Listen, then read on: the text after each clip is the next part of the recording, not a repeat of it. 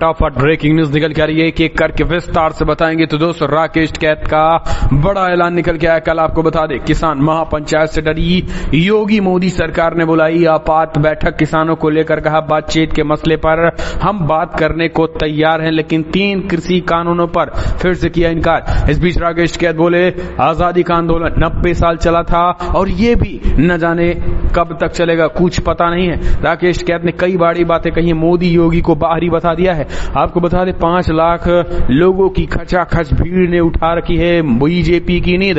अगली अपडेट निकल के आ रही है। तो दोस्तों, अल्लाह अकबर और हिंदू मुस्लिम के लगे जमकर नारे। किसान महापंचायत पश्चिमी यूपी में एक हुए हिंदू मुसलमान। तीसरी बड़ी अपडेट, मुजफ्फरनगर महापंचायत के बाद बीजेपी में पड़ी दरार। कई नेताओं के बदले सुरवार गांधी बोले, किसान हमारा अपना खून है, समस्या तत्काल सुने सरकार। इस बीच अगली अपडेट आपको बताएंगे, जहां पर हरियाणा में 7 सितंबर को करनाल में महापंचायत का ऐलान कर दिया गया है।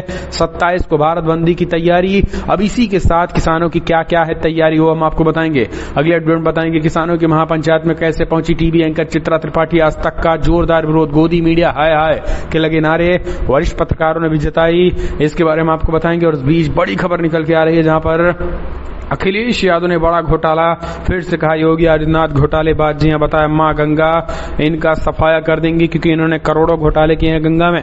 तो पश्चिम बंगाल में भी बड़ा ऐलान कर दिया, भवानीपुर से चुनाव लड़ेंगे ममता बनर्जी। उपचुनाव का हुआ ऐलान। वहीं पेट्रोल डीजल के बढ़ते दाम को भाजपा के एक विधायक महोदय, इन्होंने तालिबान को जिम्मेदार ठहराया। हम जानेंगे इनकी जाहिलता के बारे में। और इस बीच 16 लाख लोगों की नौकरियां अगस्त में चली गई और बीजेपी युवाओं के हाथों में घंटा थमा रही। शिवसेना ने बोला बड़ा हमला। तो एक एक करके जानना जरूरी। एनडीटीवी को लेकर भी कुछ एक बड़ी खबर आई। और तालिबान जी अफगानिस्तान से क्या कुछ खबर है, सब कुछ जानेंगे। लेकिन उससे पहले एक छोटा सा निवेदन, अगर आपने चैनल को सब्सक्राइब नहीं किया तो चैनल को सब्सक्राइब कर। अगर आप भी मानते हैं कि मोदी के नेतृत्व में देश कोविड-19 से निपटने में विफल रहा और देश की विदेश नीति चौपट रही, काले कानूनों का आप विरोध करते हुए किसानों के प्रदर्शन और किसानों की महापंचायत का समर्थन करते हैं, तो इस वीडियो को लाइक करके अपना समर्थन दर्ज कर। दरअसल पहली बड़ी अपडेट निकल के आ रही है। तो दोस्तों, किसान आंदोलन में गरजे राकेश टिकैत बोले, आजादी का आंदोलन 90 साल तक चला है और किसानों का आंदोलन कब तक चलेगा, कुछ पता नहीं है। इसके साथ ही राकेश टिकैत ने कई बड़ी बातें कही। मोदी और अमित शाह और मोदी योगी शाह को बता दिया है बाहरी, बताया है दंगा कराने वाला। इसके साथ ही कहा है कि देश पर लगा रखा है सेल फॉर इंडिया का बोर्ड। महापंचायत में राकेश टिकैत ने कहा, नहीं छोड़ेंगे धरना स्थल, चाहे कब्र खुद जाए, 1 इंच पीछे हटने वाले नहीं है। मुजफ्फर जिंदा वापस नहीं जाएंगे तब तक जब तक काले कानून वापस नहीं हो जाते, चाहे पूरी जिंदगी भर यहीं गुजारनी पड़ जाए। हिंदू मुस्लिम एकता को लेकर राकेश टिकैत ने अल्लाह अकबर हर हर महादेव किनारे के साथ गूंज उठा मुजफ्फरनगर। और आपको बता दें कि मुजफ्फरनगर मंच पर हिंदू मुस्लिम एकता को मिसाल भी पेश करते नजर आए राकेश टिकैत। हिंदू मुस्लिम एकता, वोट की चोट। मुजफ्फरनगर महापंचायत में राकेश टिकैत के भाषण ने पूरी तरीके से तख्ता पलट कर दिया है। इसके साथ ही उन्होंने तूफानी भाषण दे दिया है। उन्होंने अपनी शुरुआत ही अल्लाह अकबर और हर हर महादेव के नारों के साथ करते हुए राकेश टिकैत ने एक तरीके से हिंदू मुस्लिम एकता की बात कही। चुनाव में हिंदू मुस्लिम की एकता भी दिखी, खास करके पश्चिमी यूपी में 2013 के सांप्रदायिक दंगे के बाद दूरियां जो पैदा हुई थी उसको जोड़ने की एक तरीके से तैयारी भी दिखी। दोनों समाज राजनीतिक तौर पर भी ध्रुवों में बट गए थे, लेकिन अब एक साथ आ चुके हैं। चुनाव में ये एक तरीके से एकता जो है वो बीजेपी को भारी पड़ सकती है। इसके साथ कृषि कानूनों के खिलाफ उन्होंने कहा कि लड़ाई जारी रहेगी। मोदी और अमित शाह योगी पर निशाना बोलते हुए उन्हें बाहरी बता दिया है। राकेश टिकैत ने कहा है कि ये यूपी में योगी बाहरी, तो देश खास करके यूपी में मोदी भी बाहरी हैं। इन बाहरियों को अगर हम में दम नहीं होगा तभी हम इनके हाथों में अपनी सत्ता सौंपेंगे, लेकिन अगर यूपी वालों के अंदर दम होगा तो फिर इस बार इनकी विदाई कर देंगे। अगली अपडेट ले लेते हैं। तो दोस्तों, बड़ी खबर, मुजफ्फरनगर महापंचायत के बाद बीजेपी में दरार। वरुण गांधी बोले, किसान हमारा अपना खून, समस्या तत्काल सुने सरकार। यूपी के मुजफ्फरनगर में जारी किसान महापंचायत पे चाहे प्रधानमंत्री मोदी कोई प्रतिक्रिया दे या ना दे, लेकिन सांसद वरुण गांधी ने किसानों के समर्थन में अपना बयान और स्टेटमेंट जारी कर दिया है।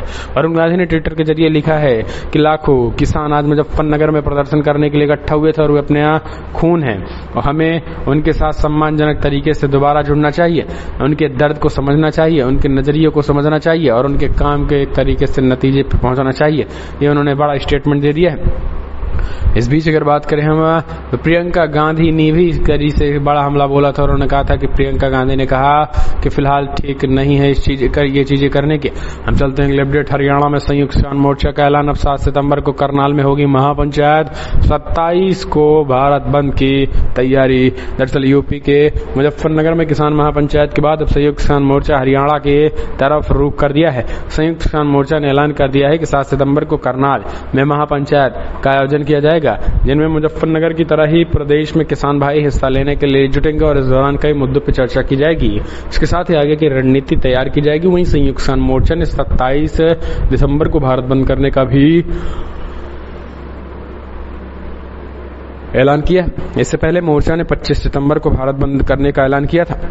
दरअसल 28 अगस्त को करनाल के घरौंडा में प्रदर्शन कर रहे किसानों पर पुलिस ने लाठीचार्ज किया था।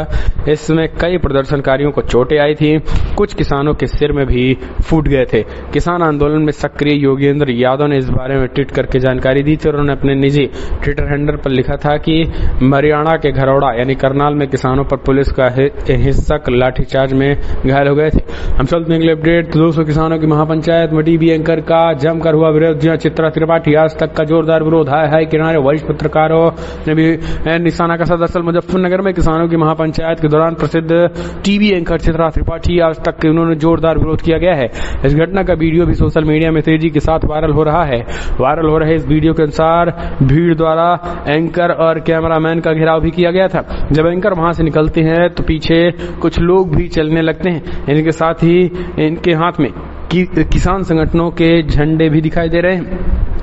किसानों द्वारा गोदी मीडिया हाय के नारे भी लगवाए गए थे। आगे के आपको बता देगा, आगे चल रही चित्रा त्रिपाठी के साथ एक किसान की भी झड़प हुई थी। इस घटना का वीडियो सामने आने के बाद कई मीडिया संगठनों के से जुड़े पत्रकारों ने नाराजगी जताई है। पत्रकार सुशांत सिंह ने विरोध कर लोगों को गुंडा करार देते हुए इस विरोध प्रदर्शन की निंदा की। सिन्हा ने ट्वीट करके कहा है कि महिला पत्रकार को घेर कर अपने किसान होने का परिचय देते हुए गुंडे बोले। इस वीडियो के सामने आते ही चित्रा त्रिपाठी ट्विटर पर ट्रेंड करने लगी। एक पक्ष जहां इस हमले की निंदा कर रहा है तो दूसरा धड़ा मीडिया की निष्पक्षता को लेकर सवाल भी खड़े कर दिए। सोशल मीडिया पर प्रतिक्रियाएं भी आई और इस बीच चौधरी साहब नाम के यूजर ने चित्रा त्रिपाठी के ट्वीट को याद दिलाई जब किसानों के खिलाफ बड़ी संख्या में सुरक्षा बलों को तैनात किया गया था और यूजर ने उस रात को याद दिलाते हुए कहा कि गाजीपुर बॉर्डर पर किसान आंदोलन की आखिरी रात बनी। वहीं कई लोगों ने जमकर निशाना साधा है। तो एक तरीके से हम कह सकते हैं कि इसको बड़ा हमला और ये गोदी मीडिया हाय के नारे का विरोध तेज हो गया है। अगले अपडेट। भवानीपुर सीट से उपचुनाव लड़ेंगे ममता बनर्जी, तृणमूल कांग्रेस ने किया ऐलान। दरअसल तृणमूल कांग्रेस ने भवानीपुर विधानसभा सीट पर होने वाले उपचुनाव के लिए प्रत्याशी के नामों का ऐलान कर दिया है। रविवार को पार्टी की ओर से जारी किए गए आधिकारिक बयान में कहा गया है कि भवानीपुर सीट से तृणमूल कांग्रेस अध्यक्ष व मुख्यमंत्री ममता बनर्जी चुनाव लड़ेंगी। वहीं जाकिर हुसैन और अमीरुल्लाह इस्लाम क्रमशः जंगीपुर और शमशारगंज सीटों से पार्टी के लिए प्रत्याशी होंगे। भवानीपुर से ममता बनर्जी के चुनाव लड़ने की खबर सुनते ही टीएमसी के कार्यकर्ताओं में जोश भर गया था। क्षेत्र में जगह जगह ममता बनर्जी से पोस्टर लगा दिए गए थे। साथ ही टीएमसी कार्यकर्ताओं ने जनसंपर्क का दौरा भी कर दिया था। और इतना ही नहीं, पार्टी के नेता मदन मित्रा ने बीजेपी को निशाना साधते हुए कहा है कि अपना पैसा बर्बाद करने की जरूरत नहीं है। हम चलते हैं अपडेट लेते हैं। तो दोस्तों बड़ी खबर निकल के आ रही है। गंगा सफाई के नाम पर भाजपा ने किए करोड़ों को डकार लिए हैं। अब मां गंगा करेंगे इनका सफाया। अखिलेश यादव ने भाजपा पर बोला बड़ा हमला। दरअसल सपा प्रमुख अखिलेश यादव ने रविवार को भाजपा सरकार पर सीधा हमला बोलते हुए कहा है कि योगी आदित्यनाथ सरकार ने कुंभ के लिए करोड़ों का घोटाला कर दिया है। उन्होंने कहा कि मां गंगा को साफ कराने के नाम पे करोड़ों डकारे और अब झूठी कस्में खा रहे हैं। अगले चुनाव में माता ऐसे झूठों का सफाया कर देंगे। बदोही की डी ब्लॉक में इरनाव गांव में एक तरीके से वो आयोजित प्रबुद्ध वर्ग सम्मेलन में अखिलेश ने सपा सरकार बनने पर आयोजित शिक्षा मित्रों को समायोजित करने की बात कही गई थी। अखिलेश ने कहा है कि सरकार बनने पर 1,58,000 शिक्षा मित्रों को समायोजित करने के साथ ही पुरानी पेंशन को बहाल किया जाएगा। सपा प्रमुख ने सूबे की सरकार पर तंज कसते हुए कहा है कि गंगा विहार की ओर बढ़ती हैं, ऐसे वहां से 100 प्रयागराज की ओर कैसे आ सकते हैं। तो दोस्तों एक तरीके से अखिलेश यादव ने सीधा हमला बोला। 22 विधानसभा चुनाव को लेकर हम चलते हैं अगले अपडेट लेते हैं। तो दोस्तों पश्चिम बंगाल ममता के भतीजे अभिषेक बनर्जी आज ईडी के सामने होंगे पेश। बोले प्रतिशोध की राजनीति कर रही है भाजपा। पश्चिम बंगाल के मुख्यमंत्री ममता बनर्जी के भतीजे अभिषेक बनर्जी सोमवार को दिल्ली में प्रवर्तन निर्देशालय के सामने पेश होंगे। आपको बता दें कि ईडी ने अभिषेक बनर्जी को मनी लॉन्ड्रिंग के मामले में तलब किया है। इससे पहले उनकी पत्नी को भी एजेंसी की तरफ से बुलाया गया था, लेकिन उन्होंने कोरोना महामारी का हवाला देते हुए अपने घर पर पूछताछ करने का अनुरोध किया था। अभिषेक बनर्जी लोकसभा में डायमंड हार्बर सीट का प्रतिनिधित्व करते थे और तृणमूल कांग्रेस टीएमसी के राष्ट्रीय महासचिव भी हैं। इसी बीच टीएमसी महासचिव अभिषेक बनर्जी ने कहा है कि भाजपा नेताओं से आग्रह करता हूं कि मेरे साथ 5 मिनट बैठें। अगर मैं उन्हें बेनकाब नहीं कर पाया तो मैं फिर से राजनीति क्षेत्र में कदम नहीं रखूंगा। रिश्वत लेते कैमरे में कैद होने की बात आती है तो ईडी और सीबीआई की आंखें मूंद लेते हैं। अगली अपडेट लेते हैं तो दोस्तों जावेद अख्तर बोले आरएसएस, बीजेपी और बजरंग दल समर्थक भी तालिबान से कम नहीं है, ये भी बराबर है। दरअसल अफगानिस्तान में तालिबान द्वारा किए गए कब्जे के बाद अब जल्द ही वहां सरकार का गठन किया जाए है। सूत्रों के मुताबिक अफगानिस्तान में तालिबान द्वारा ईरान मॉडल पर सरकार का गठन किया जाएगा। तालिबान को लेकर भारत और के नेताओं द्वारा अजीबोगरीब बयानबाजी आ रही है। इसी बीच गीतकार जावेद अख्तर भी प्रतिक्रिया सामने आए। उन्होंने तालिबान को बर्बर करार दिया। इस संदर्भ में जावेद अख्तर ने एनडीटीवी से बातचीत करते हुए तालिबान की हरकतों की आलोचना की है, तो वहीं दूसरी तरफ उन्होंने तालिबान की तुलना भारत में संघ से कर दी है। अख्तर ने भारत के हिंदूवादी संगठन आरएसएस, विश्व हिंदू परिषद और बजरंग दल का भी जिक्र कर दिया है। उन्होंने कहा है कि दक्षिणपंथी संगठनों को विचारधारा भी दमनकारी है। राज्यसभा सांसद रह चुके जावेद अख्तर ने कहा है कि अगर तालिबान बराबर है तो आरएसएस, विश्व हिंदू परिषद और बजरंग दल समर्थक भी वैसे ही हैं। इस तरीके से उन्होंने सीधा अटैक कर दिया है। हम चलते हैं, अपडेट लेते हैं। तो दोस्तों भारत में क्यों बढ़ रहे हैं पेट्रोल डीजल के दाम? बीजेपी नेता ने कहा तालिबान है जिम्मेदार। जी हाँ, अब भाजपा नेता का ये प्रवचन सुनिए। दरअसल देश में पेट्रोल डीजल की बढ़ती कीमतों से आम आदमी परेशान हो पड़ा है, तो वहीं भारतीय जनता पार्टी के विधायक का मानना है कि अफगानिस्तान में तालिबान की वापसी की वजह से पेट्रोल और डीजल के दाम बढ़ रहे हैं। कर्नाटका में भाजपा विधायक अरविंद बेल्लाड ने वैश्विक ईंधन आपूर्ति समस्याओं और भारत में गैस, पेट्रोल और डीजल की आसमान छूती कीमतों के पीछे अफगानिस्तान में तालिबान के कब्जे को जिम्मेदार ठहराया है। समाचार एजेंसी एएनआई के मुताबिक होलबर दुलदाड़ी पश्चिमी में भाजपा के विधायक अरविंद बेल्लाड कहा है कि अफगानिस्तान में तालिबान की सत्ता पाने के लिए लड़ाई की शुरुआत के बाद से दुनिया भर में ईंधन की आपूर्ति हो रही है, तो इस तरीके से उन्होंने बड़ा हमला बोला है। अगली अपडेट लेते हैं। तो दोस्तों फिरोजाबाद में डेंगू का कहर, मासूम बच्चों की मौत से बेखबर भाजपा सांसद लगाते दिखे चौके और छक्के। फिरोजाबाद में डेंगू और वायरल फीवर के कारण हर दिन बच्चे दम तोड़ रहे हैं। जिला प्रशासन के साथ प्रदेश भर के अधिकारी जिले में डेरा डाले हुए हैं, लेकिन फिरोजाबाद के भाजपा सांसद चंदन चांदौन इससे बेखबर हैं। डेंगू और वायरल फीवर से मौत की सच्चाई जानने आए जिला प्रशासन शासन के उच्च अधिकारियों ने शनिवार को जिला अस्पताल समेत कई इलाकों का दौरा किया और इस दौरान सांसद की गैर मौजूदगी चर्चा का विषय बनी रही। भाजपा सांसद मरीज का हाल जानने जाने के बजाय जिला कारागार में आयोजित खेल प्रतियोगिता के चौके छक्के लगाते दिखे। इसमें उन्होंने सवाल पूछा गया कि उन्होंने डेंगू और वायरल फीवर पीड़ितों के प्रति अपनी संवेदना जता दी। तो दोस्तों आप समझिए कि यह हालत है भाजपा के सांसदों का बाप, और बनाइए भाजपा के नेताओं को सांसद और विधायक, और इसी तरीके से चौके छक्के मारते दिखेंगे और आपको यूं ही हवा में उड़ाते दिखेंगे। अगली अपडेट, संध्या का साहस। जी हां, राहुल गांधी ने साझा किया नाव चलाकर स्कूल जाती लड़की का फोटो, भावुक कर देगा इस लड़की का जवाब। दरअसल राहुल गांधी ने रविवार को अपने ट्विटर हैंडल पर एक फोटो शेयर किया है जिसमें एक स्कूल ड्रेस में एक लड़की स्कूल जाती दिख रही है। राहुल गांधी ने कहा है कि बच्ची संध्या है, बेहद मुश्किल परिस्थितियों में भी स्कूल जा रही है। जिस समय प्रशासन ठप पड़ गया है और भविष्य अनिश्चित हो चुकी है, संध्या का साहस बहुत कुछ सिखाता है।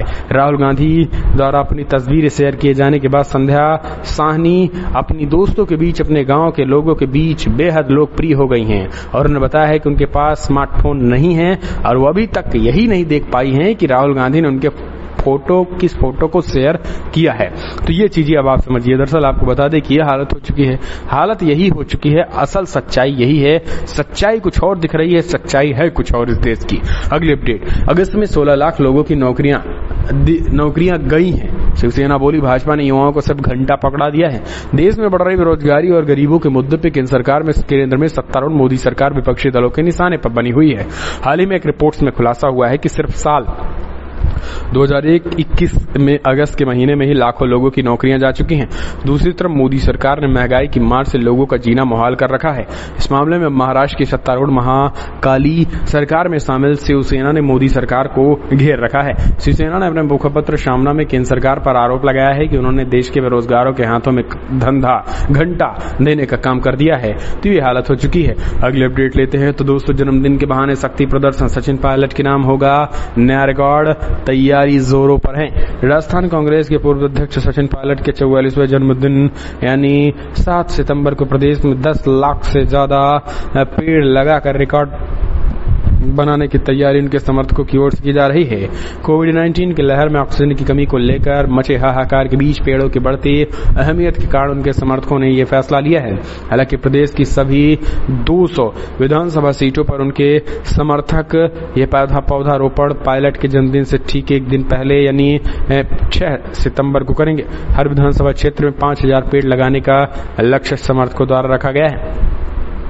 अगली अपडेट यूपी इलेक्शन में सिर्फ छोटे दलों के साथ गठबंधन करेगी कांग्रेस, प्रदेश अध्यक्ष का बड़ा ऐलान, अजय कुमार लल्लू बोले। दरअसल यूपी विधानसभा चुनाव के लिए समाजवादी पार्टी, सपा और बहुजन समाज पार्टी के साथ गठबंधन से वस्तुतः इनकार करते हुए कांग्रेस के इकाई प्रदेश अध्यक्ष अजय कुमार लल्लू ने कहा है कि उनकी पार्टी केवल छोटे दलों के साथ गठबंधन करेगी, चुनाव के लिए किसी बड़े दल के साथ हाथ मिलाने के बारे में विचार भी नहीं करेगी। उन्होंने कहा है कि पिछले 32 वर्षों में उत्तर प्रदेश पर शासन करने वाली भाजपा, बसपा और सपा की सरकारें लोगों के भरोसे पर खरा उतरने में नाकाम रही और कांग्रेस राज्य में वापसी करने के लिए तैयार है। समाचार एजेंसी से हुई बातचीत में लल्लू ने कहा है कि यूपी के लोगों की नजरों में अगले साल होने वाले चुनाव में भाजपा को चुनौती देने वाली मुख्य पार्टी कांग्रेस ही है। हम चलते हैं अपडेट। बिहार में जातीय जनगणना फिर से गरमाई राजनीति, तेजस्वी यादव ने पीएम मोदी को लिखा रिमाइंडर लेटर। दरअसल बिहार में जातीय जनगणना का मुद्दा एक बार फिर से गरमाने लगा है। इसकी शुरुआत विधानसभा में नेता प्रतिपक्ष तेजस्वी यादव ने कर दी है। तेजस्वी यादव ने केंद्र सरकार को जातीय जनगणना को लेकर एक रिमाइंडर लेटर लिखने वाले और इसमें वो जानना चाहते हैं कि जातीय जनगणना यानी कास्ट सेंसस कब होगी। दरअसल रविवार को तेजस्वी यादव आरजेडी कार्यालय पहुंचे और यहां पत्रकारों से बातचीत में उन्होंने कहा है कि जातीय जनगणना के मुद्दे पर केंद्र सरकार को रिमाइंडर लेटर लिखेंगे और जवाब मांगेंगे कि जातिगत जनगणना कब होगी। यदि पत्र का कोई सही उचित जवाब नहीं दिया जाता है तो वो हम लोग केंद्रीय स्तर पर विभिन्न विपक्षी पार्टियों से बातचीत कर लड़ाई भी आगे बढ़ाएंगे। हम चलते हैं अपडेट लेते हैं। तो दोस्तों हाथवे केबल ने एनडीटीवी इंडिया को लोकप्रिय पैक से हटाया तो चैनल ने लोगों से मांगा समर्थन। दरअसल आपको बता दें कि न्यूज चैनल एनडीटीवी ने बताया कि हाथवे केबल नेटवर्क ने शुक्रवार को चैनल को अपने पैक से हटा दिया है। चैनल ने लोगों से एनडीटीवी के समर्थन करने और केबल ऑपरेटर से ये पूछने के लिए कहा कि उन्होंने एनडीटीवी को क्यों हटाया है और इसी को देखते हुए एक प्रमुख स्वर्णप्रखा सिंह और वरिष्ठ कार्यकारी संपादक रवीश कुमार ने अपने राज्य आधिकारिक ट्विटर से लोगों को केबल नेटवर्क प्रदाता को बात की। उन्होंने ट्विटर के जरिए लिखा है कि आप लोगों को समर्थन चाहिए। अगली अपडेट लेते हैं। तो दोस्तों बहुत बड़ी खबर निकल के आ रही है। तालिबान संकट के बाद अफगानिस्तान में छिड़ सकता है गृह युद्ध, अमेरिका के टॉप जनरल ने बताई वजह। अफगानिस्तान में हालात अभी भी मुश्किल बने हुए हैं। पंजशेर घाटी में तालिबान और रेजिस्टेंट फोर्सेस के बीच लड़ाई चल रही है। वहीं तालिबान अपनी सरकार की भी घोषणा नहीं कर रहा है। इन सब के बीच अमेरिकी जनरल मार्क मिले ने एक खतरनाक चेतावनी जारी कर दी। उन्होंने कहा है कि जो हालात हैं उसे देखकर ये अंदाजा लगाना मुश्किल नहीं है कि जल्द ही यहाँ पे एक सिविल वॉर जैसे हालात बन जाएंगे। इसके साथ ही ये भी कहा है कि फिलहाल इसे फॉक्स न्यूज के साथ बातचीत में उन्होंने बातें कही। उन्होंने कहा कि गौरतलब है कि तालिबान ने अफगान फोर्सेस को पूरे अफगानिस्तान में आसानी से शिकस्त दी और उन्होंने एक के बाद एक विभिन्न प्रांतों पर कब्जा कर लिया है, लेकिन पंजशीर घाटी में तालिबानियों को जबरदस्त संघर्ष करना पड़ रहा है। यहाँ पर अहमद मसूद और पूर्व अफगान उपराष्ट्रपति अमरुल्लाह सलेह के नेतृत्व में रेजिस्टेंट फोर्सेस तालिबान लड़ाकों को कड़ी टक्कर दे रही है। ये चीजें कही हैं। हम चलते हैं अगले अपडेट लेते हैं। तो दोस्तों मध्य प्रदेश में मेडिकल कॉलेज में पढ़ाए जाएंगे आरएसएस के विचार। मेडिकल एथिक्स चैप्टर में शामिल किया गया हेडगेवार और दीनदयाल उपाध्याय। दरअसल मध्य प्रदेश के मेडिकल कॉलेज में अब आरएसएस के विचार पढ़ाए जाएंगे। एमबीबीएस की पढ़ाई करने वाले विद्यार्थियों को मेडिकल एथिक्स के चैप्टर में शामिल आरएसएस के संस्थापक डॉक्टर केशव बलराम हेडगेवार, जनसंघ के संस्थापक पंडित दीनदयाल उपाध्याय के विचारों को पढ़ना होगा। मेडिकल के विद्यार्थियों के लिए ये विचार पढ़ना अनिवार्य है और इसके लिए कोई परीक्षा भी आयोजित नहीं की जाएगी। दरअसल मेडिकल छात्रों के फाउंडेशन कोर्स में मेडिकल एथिक्स विषय शामिल होता है और इसे छात्रों के बौद्धिक विकास के लिए पढ़ाया जाता है। हालांकि एमबीबीएस का कोर्सेज नेशनल मेडिकल काउंसिल के द्वारा तय किया गया है और नेशनल मेडिकल काउंसिल हर सब्जेक्ट के टॉपिक को तय करती है, लेकिन टॉपिक के अंदर पढ़ाए जाने वाले चैप्टर का चुनाव राज्य सरकार ही करती है। अगली अपडेट लेते हैं। तो दोस्तों एक और बड़ी खबर निकल के आ रही है, जहां पर आपको बता दें बड़ी खबर निकल के आ रही है। हरियाणा के बीजेपी सरकार में मतभेद, मनोहर लाल खट्टर के फैसले का अनिल विज ने किया विरोध। जी हां, हरियाणा के गृह मंत्री अनिल विज ने अपने ही मुख्यमंत्री मनोहर लाल खट्टर के फैसले का विरोध कर दिया है। विज ने भारतीय प्रशासनिक सेवा आईईएस के कैडर के एक पद पर भारतीय पुलिस सेवा आईपीएस के एक अधिकारी अधिकारी की नियुक्ति के लिए मुख्यमंत्री कार्यालय की ओर से मिली मंजूरी का विरोध किया है। बीच ने इसके लिए केंद्र से मंजूरी मिलने की आवश्यकता पर जोर दिया है। बीच के विरोध के बाद अब ये सवाल उठने लगे हैं कि क्या हरियाणा बीजेपी में सब कुछ ठीक नहीं चल रहा है। ऐसा पहली बार नहीं है। इससे पहले भी बीच ने पुलिस अधिकारियों की कमी का हवाला देते हुए आईपीएस अधिकारियों की गैर पुलिस सेवा से संबंधित तैनातियों पर आपत्ति जताई थी। सूत्रों ने बताया है कि मंत्री का स्पष्ट रुख है, जब तक केंद्र का कार्मिक प्रशिक्षण विभाग डीओपीटी इसकी मंजूरी नहीं देता तब तक पुलिस विभाग आईपीएस अधिकारियों को आईपीएस अधिकारियों के कैडर पद पर नहीं देगी। तो दोस्तों आईपीएस के लेकर भिड़ते नजर आए हैं मुख्यमंत्री और गृह मंत्री। अगली अपडेट लेते हैं। तो दोस्तों एक और बड़ी अपडेट निकल के आई, जहां पर मिशन 22 में हम तो शुरू से ही चाहते हैं सपा से गठबंधन। शिवपाल यादव का बड़ा स्टेटमेंट, बोले अभी से ही चुनाव की तैयारी करनी चाहिए। प्रगतिशील समाजवादी पार्टी के राष्ट्रीय अध्यक्ष शिवपाल सिंह यादव रविवार को आगरा की सेंट्रल जेल पहुंचे और जहां उन्होंने जेल में बंद विधायक विजय मिश्रा और एमएलसी कमलेश पाठक से मुलाकात की और करीब 1:30 बजे सेंट्रल जेल पहुंचे थे। 1.5 घंटे बाद 3 बजे जेल से बाहर निकले। उन्होंने बाहर आकर कहा है कि हम तो शुरू से ही चाहते हैं कि सपा से गठबंधन हो, लेकिन अभी तक उनकी तरफ से कोई जवाब नहीं आया है। ब्राह्मणों की सुध किसी ने नहीं ली है, केवल प्रसपा ही ऐसी पार्टी है जिसने जेल में बंद ब्राह्मण विधायकों का हाल जाना है। उन्होंने कहा है कि विधानसभा चुनाव आते ही ब्राह्मणों का मुद्दा सभी पार्टियां उठाने लगती है, जबकि ब्राह्मणों की सुध केवल प्रगतिशील समाजवादी पार्टी ने ही ली है। जेल में भी हम ही उनसे मिलने आए हैं और 2 ब्राह्मण जनप्रतिनिधियों से मिलने अब तक कोई